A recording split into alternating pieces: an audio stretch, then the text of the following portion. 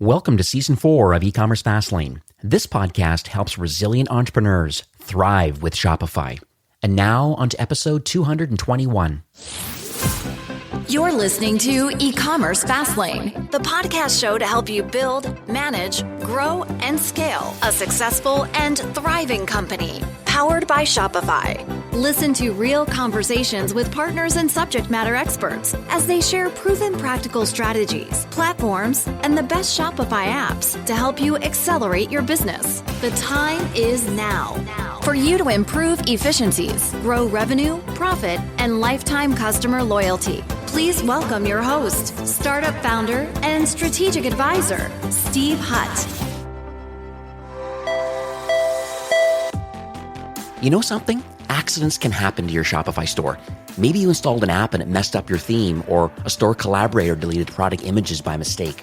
The common myth is that Shopify has a backup that you can use when something goes wrong. The truth is, they don't. So what do? You use Rewind to protect your store with automated backups. The Rewind app should be the first thing you install to protect your store against human error, misbehaving apps, or even collaborators gone bad. It's honestly like having your very own magic undo button. And it's trusted by over 100,000 businesses, from side hustles to the biggest online retailers like Gatorade and Movement Watches. It's even a Shopify Plus certified app partner, which means it has the reliability, security, and privacy you need to protect your brand. Install the Rewind app today and respond to any of their welcome emails and mention the eCommerce Fastlane podcast, and you'll get your first month absolutely free. Enjoy peace of mind with Rewind backups. Find it in the Shopify App Store or by visiting rewind.com. Well, hey there, it's Steve, and welcome back to the eCommerce Fastlane podcast. Now, if this is your first time listening, this is an e-commerce show where we have honest and transparent conversations about building and thriving with your store powered by Shopify or Shopify Plus. New episodes are available twice weekly with your favorite podcast player like Apple Podcast, Stitcher, Spotify, and many more. I also have a very relevant back catalog of podcast episodes that you can stream directly from ecommercefastlane.com. So go check that out. In today's episode, my guest is Mike Schmidt, who is the co-founder of a company called Dovetail, Dovetale, Dovetail. And they're an influencer marketing solution for Shopify merchants. It's very unique because what they do is they help brands to recruit influencers and creators. They track all the sales either through affiliate codes or links. And it also helps you to send gifts and to automate a lot of the payments back to these creators. So it's very worthwhile and very notable how they're able to put a lot of these pieces together into one solution. And I truly believe it's an excellent and very timely conversation because there's a lot of learnings that need to be taught right now about the benefits and the tactics about how to successfully implement an influencer campaign, because lots have failed and a lot of people are worried about how to find the most genuine people to work with your brand and how promote your brand instead of some of the disingenuous kind of conversations that are happening of pay to play only. So you're going to learn a lot about Mike's angle and how he is positioning himself into the market. So hi, Mike. Welcome to eCommerce Fastlane. Thanks for having me. It's awesome to be here. I feel like you could do a great introduction. I'll hire you for all my videos. It's an awesome introduction. Hey, you know what? A voiceover could be in the future for sure. I'm fortunate, maybe biology a bit, a nice mic, and then having an audio processor certainly helps a little bit. But I mentioned a tiny bit at the top of the show, things that I've learned off the website. We've chit-chatted a little bit offline a bit about, and I have a few brands that actually are using your solution. So I was able to kind of snoop around to see exactly how they're creating community and how they're recruiting people. It's quite interesting. So I just would love to hear it in your own words about specifically what the Dovetail platform is doing for brands and the type of problem that it's solving for Shopify store owners. Yeah, I think not enough focuses around the problem, especially in the influencer ecosystem.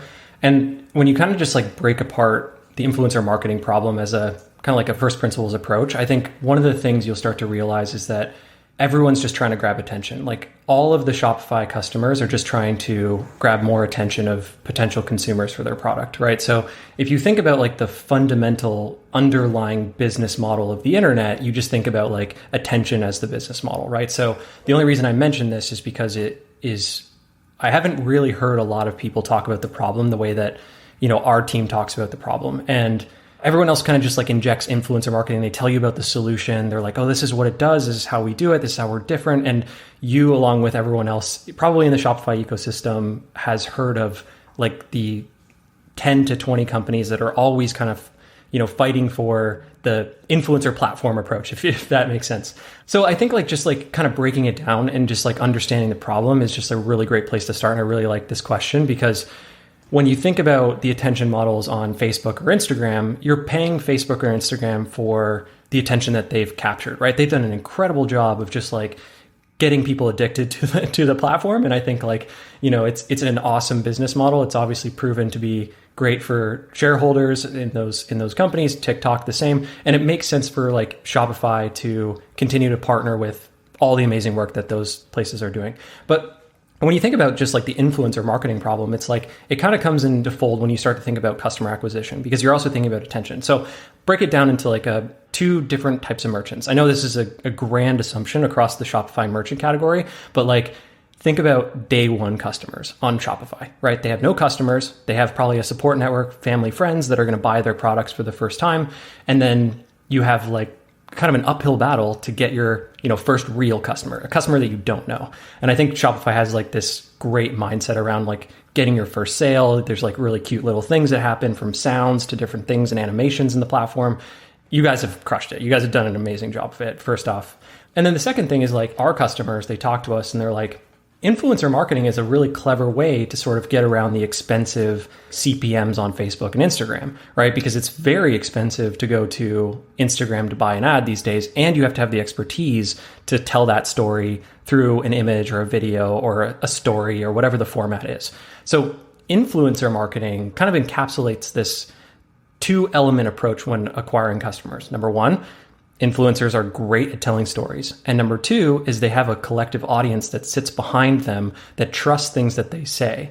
So I think like if you take like that day one customer, coming back to the start of this, you think about like how if you can take a Shopify store, say for example, a new merchant that's really excited about selling something online, and you can pair them with the right creators, the right influencers, the right people to tell their story, it becomes a really special thing that you can do for a day one merchant. Now, the same argument can be applied to a merchant that's been selling for 2 years and maybe has a couple $1 million in revenue. They're always looking to grow their customer base and they're looking to kind of tell that story in a slightly different way. So I think that's what's happening across the influencer problem set. But I haven't really heard a lot of people talk about the problem from like a first principles approach and saying like, what are the things that we can do to improve customer acquisition for a Shopify merchant? So that's kind of like our focus right now is like very much on e-commerce and specifically on Shopify. You can only really use our product on Shopify. So we're really excited about the stuff that you guys have built. And then also I can't commend the Shopify people enough for like their support and their helpfulness and just always responding to emails, jumping on the phone with us and all that kind of stuff. So just kind of wanted to put that out there, but that's kind of how we think about just like the problem statement and the flows for different types of customers. Obviously can get pretty granular, but day one, kind of day 90 customer on Shopify. Yeah, I love it. I'm glad you're having some good experience with the partner ecosystem. That's the main crux of this show is just interviewing app and agency partners and a few thought leaders, but they're still part of the whole Shopify ecosystems. And I say it a lot on this show is that, Shopify does 80% of commerce really well with their platform. And it's probably hundreds, if not thousands of projects are in the queue right now that are enhancing the platform as the core platform. But then it's always that partner ecosystem is what's really differentiating the platforms and just the friendliness of the partners wanting to work together and try to figure out a way, especially in non-competing verticals, of how each partner can work together. And there's a lot of sharing. And I'm glad that's the kind of experience that you're feeling, because I think that's exactly what the experience the platform team and the partners team wants to have with the 6,000 or 7,000 partners that are connected to Shopify. So I think it's exciting.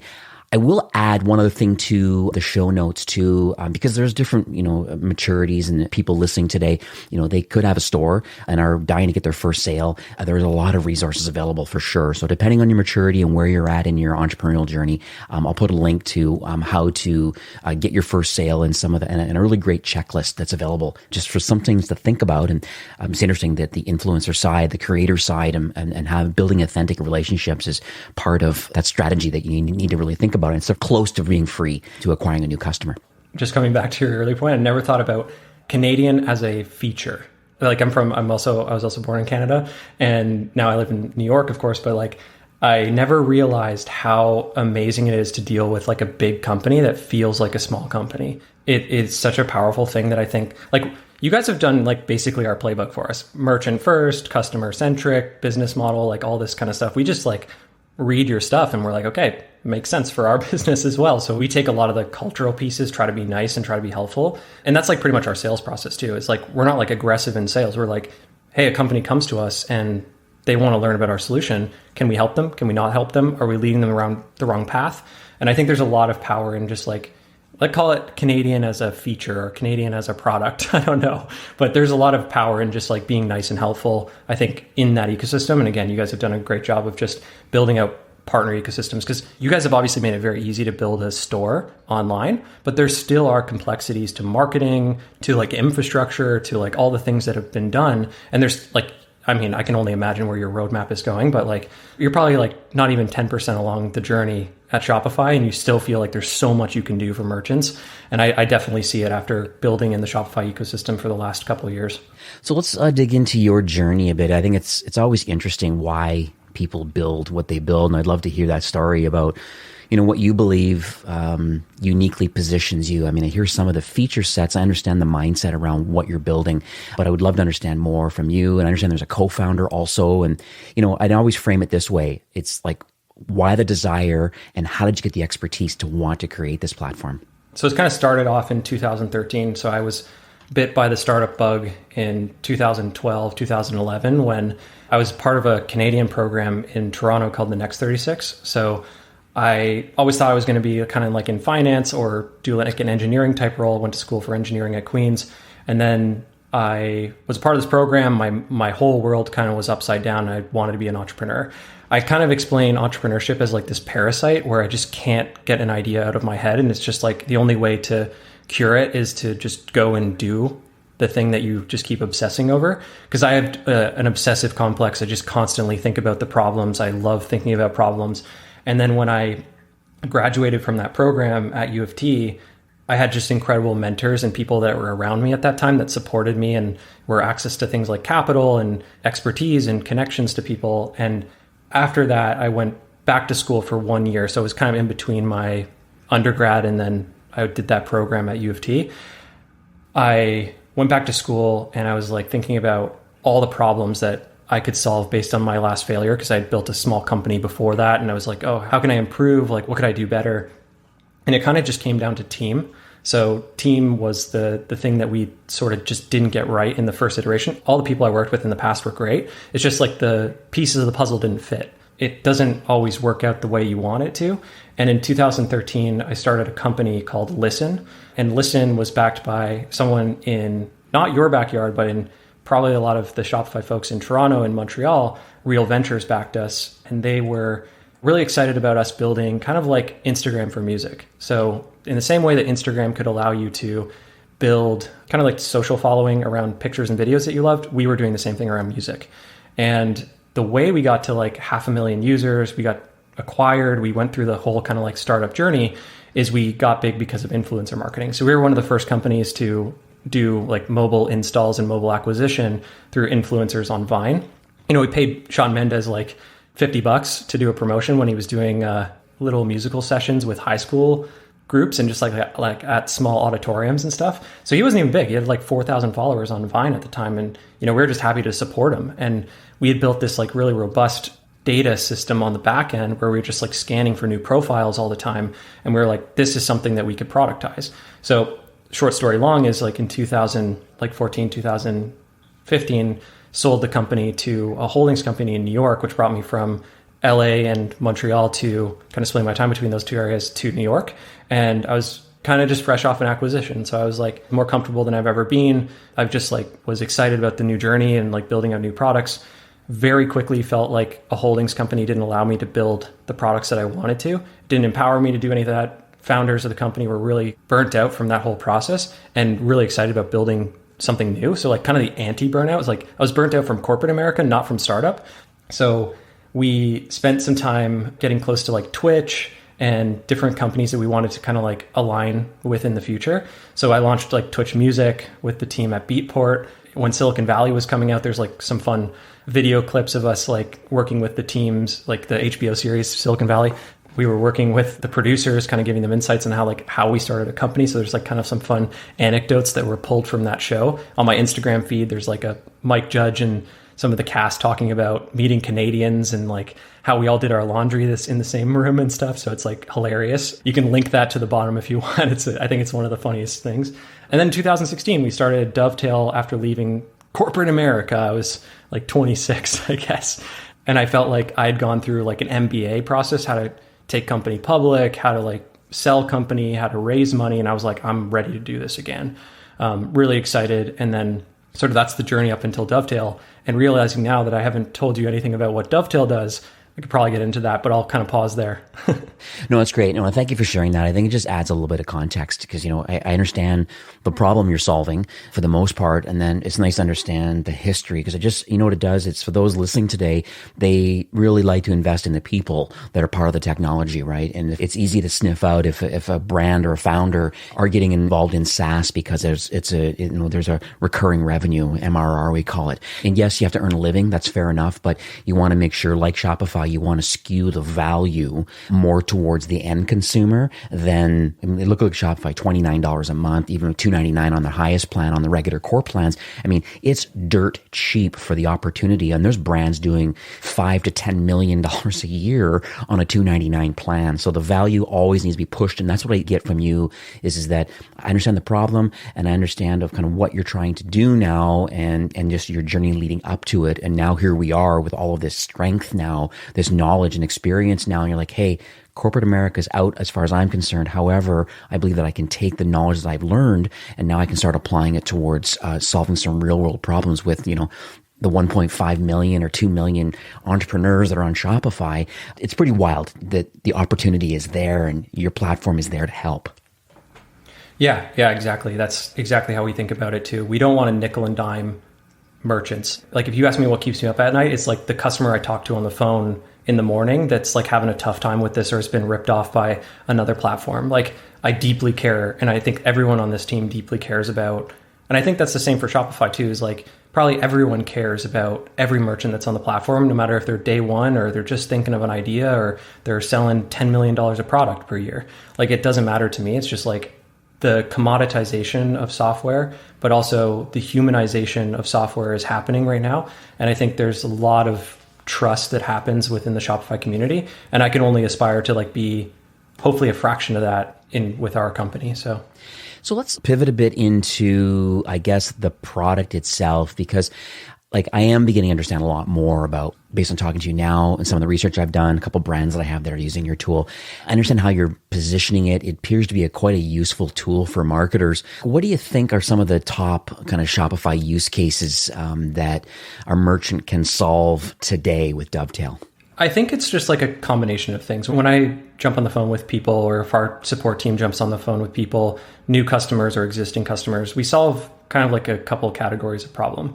Number one is like, there's so much media out there that says you need to do influencer marketing. Everything from Forbes to entrepreneur.com to like just individual blog posts from companies. And they say, you need to prioritize this.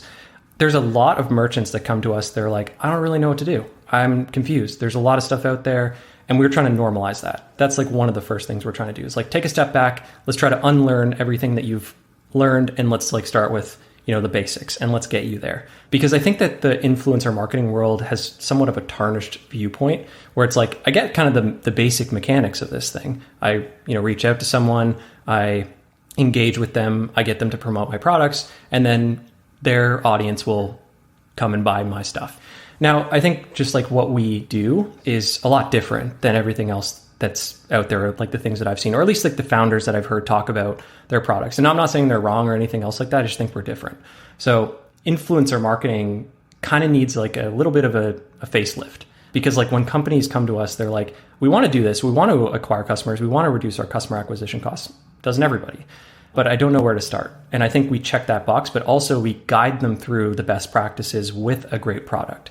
So I read this great article that kind of stuck with me a couple months ago the best SaaS tools are taking like the founder's knowledge over many years, or like the team's knowledge over many years, and dumping it into a couple lines of code. Like think of Stripe. Stripe is just an incredible tool where you can, get things up and started, and it can be your back office for payments. Shopify, same thing with e-commerce infrastructure. And I think there's something really special about what we're doing with Community. So Community is a tool that kind of all encompasses all of these concepts, because I think the nomenclature problem is one in which kind of is all encompassing. And I'll explain what I mean by this. So Dovetail helps people grow their constituent audiences of individuals that love their products. And it doesn't necessarily have to be an influencer. It can just be someone that loves buying your product. That could be your influencer. Because I think when people think influencer, they're like, has to have over 5,000 followers on Instagram. And I just don't think that's true. I think that there are influencers out there that have like 10 followers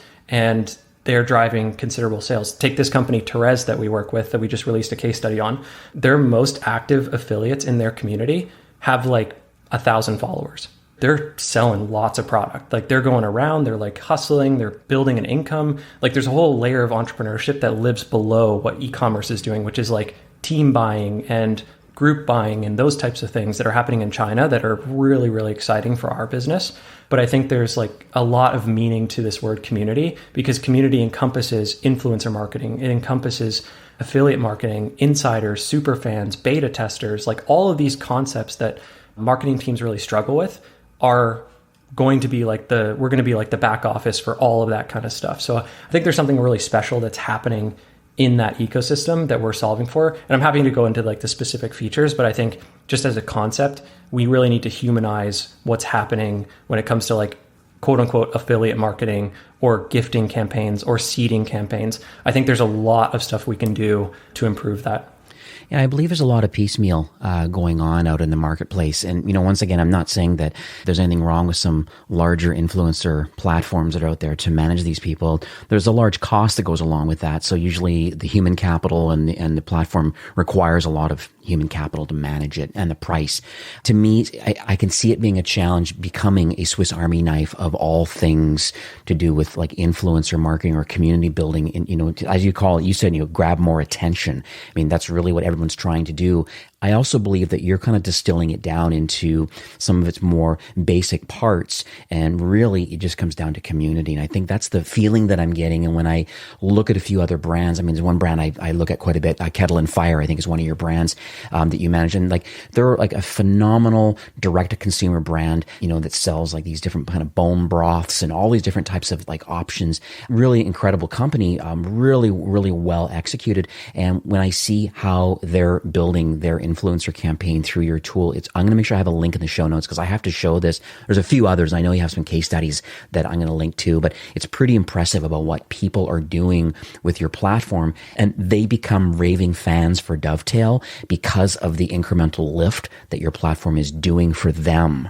Right? They're paying you a small amount of money, but in exchange, they're finding these raving fans. They have a great landing page to introduce the opportunity. And then from there, the platform kind of takes over and allows you to manage them and seed them and pay them and link to all the parts that are important. But you also have the education component too that goes along with your tool.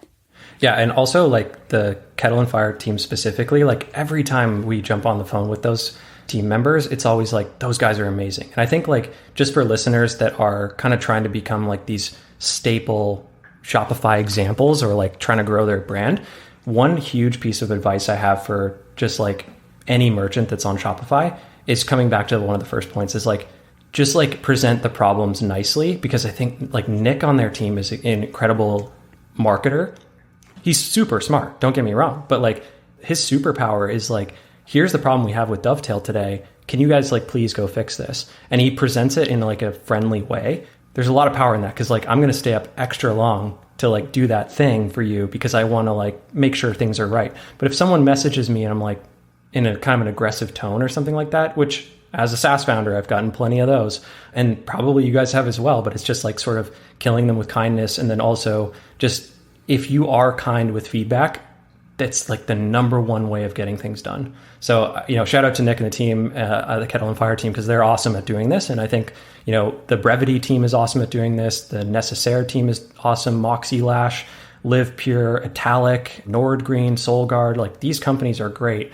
And the reason why they're great at what they do is because like we obviously want to help every single brand we work with, but like we want to help them extra. Like we really want to help them a lot more. So it's great to see. And if you want to be like a great marketer too, engage with your SaaS partners and like be nice to them because like they're here to help you and they're also dependent on you as well. So yeah. So what's interesting about your space that I've noticed, because I understand what you do, and you know, I've recommended other solutions along the way, or I do a lot of app audits and even their private apps, and I see different solutions that people have chosen over the years, and I kind of wonder why they're, you know, or if they're getting value out of certain tools and things. So it seems that there's this pretty large bucket of influencer marketing tech that's certainly available today. Like you said, 10, 20 solutions. There's probably, I'd say quite a bit more, but 20 well-known ones that are available in the Shopify sphere. And I'm slowly starting to figure it out here now, but like how specifically is Dovetail differentiating itself from others in this, and I got these air quotes now, of influencer marketing technology? Let's just like kind of break down like the landscape of influencer tools right now. So I think there's like the really expensive tools that claim to do all this stuff, but when you reach out to their teams and get the case studies, or if you ask them for case studies, they never show you how much generated sales you have. We're making like a huge effort just to show you plug in Dovetail, this is how much sales you're going to get if you listen to us. If you do like the things that we are trying to educate, here's how the results look. Like the best thing that I think any enterprise solution can do is just show results, like show that you're actually making a difference. And I think the problem with a lot of the influencer solutions out there right now is like they're not showing proof. They're not showing that this thing can actually turn into something. Like I'm so excited to I can't wait to release some of the case studies we're doing right now where merchants are just killing it and they're paying like $100 to Dovetail per month. I'm like, that is amazing. Like exactly what you said about Shopify. Like I am looking so forward to like sharing some of the case studies that we have. And it's super fun because I can distill down like the basic components of what we're doing with Dovetail. But in response to your question around how are we different? I think like we're just like fundamentally different than the existing solutions. Cause like if I could make Dovetail free, I would make Dovetail free. We have to make money, we have to pay the bills. So like that's kind of how we have to do things. But there's no way that I want to charge like a small merchant $2,000 per month to use Dovetail. So I think just like systematically we're thinking about the problem as like a scale thing, not a small like integration for some companies or like a bounty on software. So I think for us, when we think about just like the influencer marketing space and like overarching community space, influencer marketing is going to be a very small piece of what we do in the future. It seems very big right now, but influencer marketing is kind of like where we start. Where we're going is much more profound. I think, especially with content marketing, especially with like native e-commerce functions that we can build into members and the relationship they have with different brands. There are so many cool product things that we're going to bring into Dovetail that I'm like, I really wish I could share them with you guys on this podcast, but I want to just be cognizant of like what we're doing and like how, I don't want to like let it out of the bag quite yet, but social and commerce has never been more exciting. I think what we're seeing in China is the start of a huge wave, and it's only going to get more sophisticated here in the US, especially with like Shopify being at the core. And I think just in general, it's like people may think that we're an affiliate solution, and that's a part of what we do, but it's not entirely. That's just like one framework to think about when you think about community, member-to-member interactions and functions, and like how those brands can collaborate and build more humanization to the whole influencer space, which I think is just like completely gone after the couple of years that I've just been involved in this space. I've seen it go up and down, but we want to really like humanize it and make it more friendly and like bring back the purity of like content creation and drive it back to sales. I think that's like one of the big things that I've got on my docket for this year, and I can't even wait to show people what we're doing. And any updates, let me know, because we'll update your show notes. So depending on when you're listening to today's recording, there may be extra things that have happened since this recording, and we'll make sure that the show notes are updated with those extra links of new features, new case studies, things like that. So let's maybe pivot a bit over to, I'm going to call it a 30,000 foot view of just of like the landscape in general of influencer marketing. So I understand that there's lots of major players out there, but you're fundamentally different and you're trying to be and are significantly more helpful to brands. And we talk about the exchange of money, very, very small amount of money, but for a much larger upside based on community and engagement and just how you're interacting. It's so interesting. It's a very unique way you're positioning it. And it's hard sometimes in a podcast to show that. But like I said, everybody listening today, hit the show notes. There'll be lots of links to the case studies and links to partners that are successfully executing with your solution. And you can see why they're doing so well. But let's just talk about anything notable that you can maybe share with the listeners today around this whole landscape. I focus a lot of my time on customer, but when I don't, I focus on kind of industry, where it's going, and kind of predicting the future, reading the tea leaves. So I'd say there's kind of 4 things I'm thinking about, or I think where the first one is boutique agencies and consultants will continue to grow in the space. So think about early days for Shopify. One of the most successful things I think you guys have done is the partner programs and the agency partners and those types of people that support your ecosystem. Same thing's going to happen with influencer marketing, and it already has happened, but it's just going to become more standardized. And we want to be that platform that powers 90% of those kind of solutions. So think of a partner that's a development partner to Shopify. Think about it as a consultant to people running communities on Shopify. The same effect is going to happen. I think we're a little early before that happens, but boutique agencies will thrive because of that. Consultants will thrive because of that. Distribution of entrepreneurship will continue to happen. So I think that's kind of the first trend. And hopefully we can enable a lot more of that. The second one is I think there's a lot of quote unquote tech companies in this space that will just become agencies, tech enabled agencies, people that have kind of overfunded cap tables, investors that have sort of overcapitalized and gotten in on Series A, Series B rounds of companies that are similar to Dovetail. And I think that they'll just look for either liquidity, or they'll kind of force those companies to become agencies just by nature of cash flow and how much there is on the services side.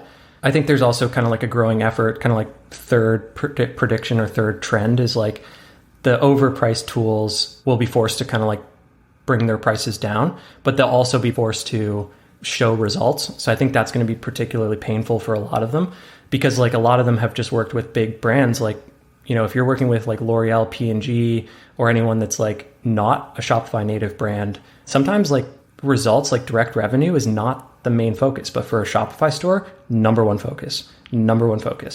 So there's interesting dynamics that's going to happen there. And then I think the fourth one is the one that I'm particularly excited about, which is just the name, the industry. I think that there's an exodus of influencer marketing and an incoming of community. And I think community is the thing we want to own. And I think we're definitely well positioned to get there. I'm kind of just dogfooding my own prediction here, but that's kind of the 4 categories of things that I'm seeing. And I think we're probably 12 to 18 months away from those trends. From your vantage point, what does the ideal community look like for a Shopify brand? Because you've talked about a few different things, but it'd be nice if you could kind of distill it down in exactly what you're thinking about today as far as, just in concepts, but then have it as it relates maybe to the product. Cool. So I think I want to kind of break this up into 2 parts. One is on the product side, and then one is more on a conceptual side. So on the product side, when you get into Dovetail as a Shopify merchant, you have kind of a wizard experience, an experience to set up what we call a landing page or a community recruitment page. And this is kind of the first function that people can do when they authenticate their Shopify store. So you come in, you authenticate your Shopify store, and you can build a beautiful recruitment page. So in contrast to other affiliate programs out there, the pages that people put into their footers, and you've probably seen this before, is join our ambassador program in the footer, join our affiliate program in the footer, or become a partner in the footer. I want to change this entirely. So I want to change the aesthetic of this, the whole piece around this, and the team collectively wants to change it as well. We constantly think about how we're going to market, and then we think about what the first experience looks like. And today people use search engines to find influencers, and they use Instagram to find them and search for them and stuff. But what happens to all the people that want to come to you? And I think companies like Curology have done this extraordinarily well. If you go to Curology.com, they have community right at the top. And we encourage everyone to put community right at the top. So what a successful community looks like, first step, build a community recruitment page, link it right in the top, and make community a part of your brand strategy, because it's all encompassing. So that's kind of like the first step. And then as people start to apply to work with you, you can do recruiting. Anytime someone DMs you on Instagram, you can send them this recruitment page, and then people will start to apply to work with you. You can kind of like accept them almost like in a dating app style, but for influencers that are excited about working with you. You'll see this from our homepage is like there's a little check or an X being like, this is someone I want to work with. This is someone I don't want to work with. When you accept someone, you have the option to give them a gift from your store that syncs up with your Shopify backend, the SKUs that all sync up through the Shopify connection, and an affiliate offer, a link or a code kind of thing. So those are kind of like the main components. And then as those people that are a part of your brand community, they start generating revenue from the codes or the links that they're creating content around, or just pitching their friends and family about the brand that they're working with, they can earn a commission. So it's very similar to an affiliate program there, but there's like that gifting element that's built directly in. And that gifting element is huge because people today use like spreadsheets and manual entry on Shopify to basically send influencers gifts. So we've productized that whole bit, and people don't need to share their addresses. All that stuff can stay confidential. They don't have to share their like shoe sizes if they're getting a shoe from Metallic or any of those other things. It's just a much more friendly experience where we've just interfaced it super, super well with Shopify. So like product wise, that's kind of like what a great community looks like.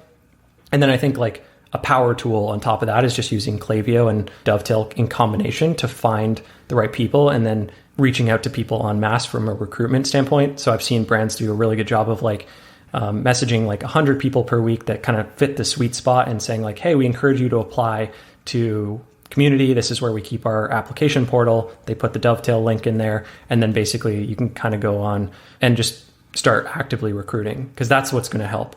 So that's kind of like on the product side. That's like how people interface with the platform. Now, on the more conceptual side, lots of people have kind of just like jumped on the phone with our team and just like over email, because this is something new.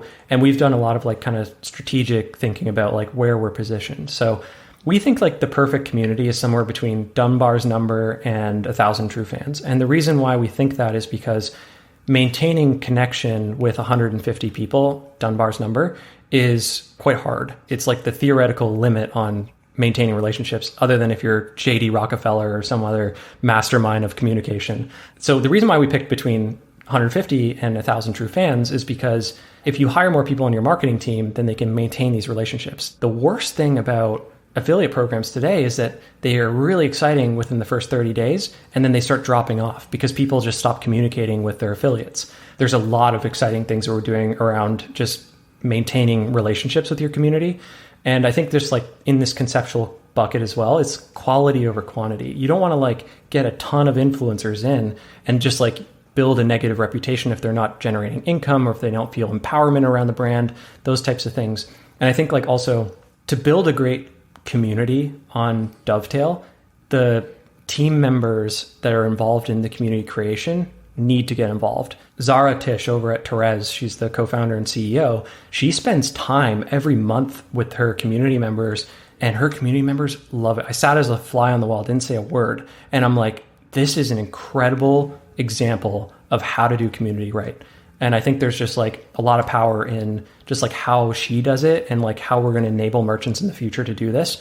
And she's crushing it. I mean, like she's like started a program, first 30 days, sold $20,000 in product. Just an incredible example of like someone that has no experience in affiliate or community marketing or any of this stuff, and now is like probably one of the experts because she just like jumped in the lion's den and did it.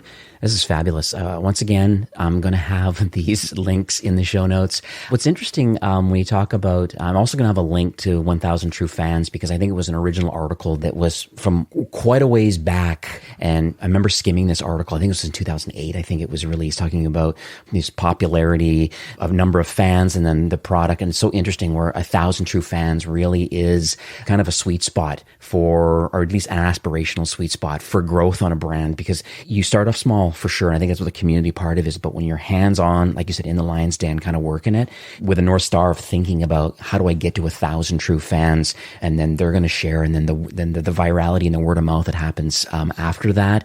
It's a nonstop iterative process, but it's great that this is how you're thinking and how you're positioning the products. I think it's really, really, really exciting in this day and age. So let's dig into, I guess the final part of our episode today is more about the future for your product. So I understand what it does today, and I know that there's obviously a roadmap of maintenance and updates, and I'm sure publicly you have it available and communicate with your current book of business right now about, what sort of features that you'd like to have in the platform. And I guess you're just going to triage those and continue to build, but we just would love to understand more about the North Star for, I guess, the remainder of 21 that we're in now, and just end of the day, how you're going to continue to offer value and assistance for Shopify brands. Really simply, our North Star has always been our customer. It's just how do we help them and what are their problems? So I don't imagine their problem will change from how do we acquire customers anytime soon. So I think that's going to be constantly how do we enable that? There's like serious business use case around building powerful communities, community as a moat around individual brands. I'm hoping that we become like one of the biggest, if not the biggest, Shopify app in the App Store. Like, that's my honest goal. I want to focus on Shopify for a very long time. I want to nail the use case. I want to just like do things right by merchants. If you were to break down like our goals on the merchant side and our goals on the member side, so like members are influencers or just anyone that's a part of the community. It doesn't necessarily have to be like labeled as an influencer. On the merchant side, just our goal is to help them grow. So sales, relationships, all those types of things. So anything we can do to help them, either education, product, anything else. And then on the member side, our goal is to provide economic opportunity. So I've been speaking a lot about this in our team circles, and our team is awesome at sort of just breaking down these problems. We are thinking a lot about like the middle class of the internet. So how do we impact this? I think that you guys probably think about this a ton, because there's like, how do you enable people to be independent? How do you enable people to do like what they love? And how do you like become an entrepreneur itself? Like that whole messaging is really powerful. But I think that we can be this enablement that brings the middle class economics back to the people that have been underserved. So I think that's like kind of vision on the member side, on the economic opportunity. And I really have to like shout out my team here, because like they're super smart. Like, we're a team of 11 people in an arena full of like companies that have raised 20, 40 million dollars, and we're sitting on like $500,000 profitable, and the team comes to work every single day excited to help out the merchants that we're working with. And they constantly push me. I'm constantly pushing them. It's a very awesome ecosystem just built in this like very tiny team. But I definitely think that we're going to grow pretty significantly. But I just wanted to shout out the team for all of their effort when it comes down to like these specific problems and just taking like a customer centric approach, because I've learned a ton just around like what we can do and what our North Star is and all this other stuff. We constantly talk about and obsess over it. So, Mike, we are nearing the end of the show for today. Do you have any takeaways or any action items that you would like to leave with our listeners? Just two main takeaways right now. Think about what your community strategy is, not necessarily what your influencer marketing strategy is. I think if you kind of change that perspective a little bit, you'll think more holistically about the problem that you're trying to solve. And you'll also think about, if you can generate a community, then you can likely reduce your customer acquisition costs, whether it's through affiliate marketing, word of mouth, content marketing. I think it all sort of stems from that general framework. The second thing is, of course, if you're just paying too much or you're spending too much time in the influencer marketing ecosystem, like, we would just want to help. We want to help you normalize that. Dovetail starts for free. So like, you can just get started for free on the platform. And at least you can come into the platform, start reading the blog posts, start getting our emails, start seeing like what it's all about. I don't want to be over salesy. I think it's just one of those things where it's just seeing is believing. So even if you're in a contract stuck with another service provider or something else like that, we can work with you. We can be budget friendly with you and all that kind of stuff, but know that we're here to help. And I think that's probably one of my biggest things I want listeners to take away, especially if they're merchants on Shopify. And now, how can people learn more about Dovetail, I guess the website, the whole solution? And then I know we spoke offline today before recording, and understand that you'd like to offer, I guess, a listener-only promotion for my podcast community. Yeah, I mean, you can go to dovetail.com, Dovetale, Dovetail as a story, it's tail like a story. You can go to Twitter, LinkedIn, Facebook, any social, and just we're at Dovetail on every one of them. And the promotion is anyone that's listening gets 3 months for free of our pro offering. So if you are excited about kind of like migrating any existing affiliate services, or if you're excited about kind of modernizing or just cleaning up any of the spreadsheets you have or anything else like that, we do have the free version that you can start with, but listeners of the podcast today can get started with 3 months for free. And you'll probably put it in the show notes, right? I will indeed, yeah. So it'll be ecommercefastlane.com/dovetail, and that's going to redirect to that landing page that you've been so kind to create. And I've just had a look at it. So it's, it has great links and stuff, which I love about a lot of things that we talked about today about recruiting and qualifying influencers, how to easily send and track gifts, how to track sales with referrals. It's quite interesting. There's a couple of case studies on here.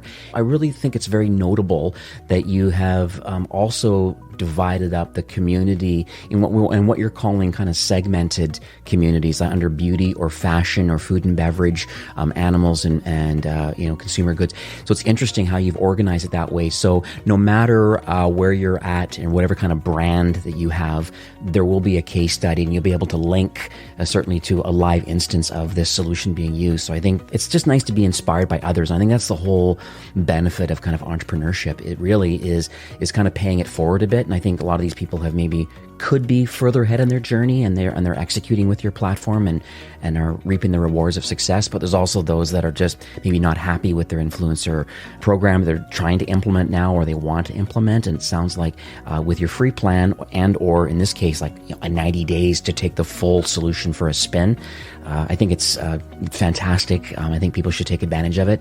I just, once again, Mike, thank you. This life of learning, I think, is one of my mantras.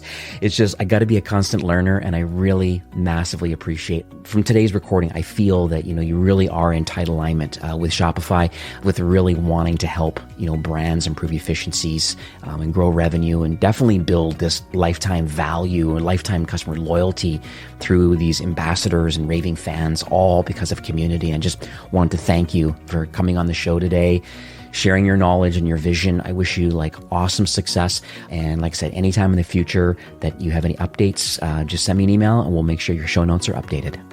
I appreciate it, Steve. Thanks for having me. All right. Take care. Now, this episode was brought to you by the team at Rewind. The common myth is that Shopify has a backup that you can use when something goes wrong with your store. The truth is they don't. So what do? You use Rewind to protect your store with automated backups.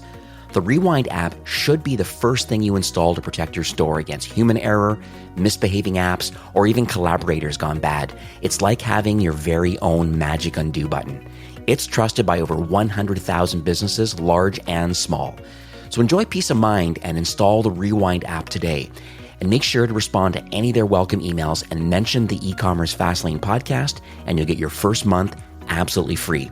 Learn more by checking out Rewind in the Shopify App Store or by visiting rewind.com. Well, that's it for today's episode. I'd like to thank you, a loyal listener of eCommerce Fastlane. It's my hope that this podcast is offering you a ton of value through growth strategies, tactics, and exclusive insider tips on the best Shopify apps and marketing platforms, all with my personal goal to help you build, launch, grow, and scale with Shopify. Thanks for investing some time today and listening to the show. I'm so proud and excited that you have a growth mindset and are a constant learner. I truly appreciate you and your entrepreneurial journey. Enjoy the rest of the week and keep thriving with Shopify.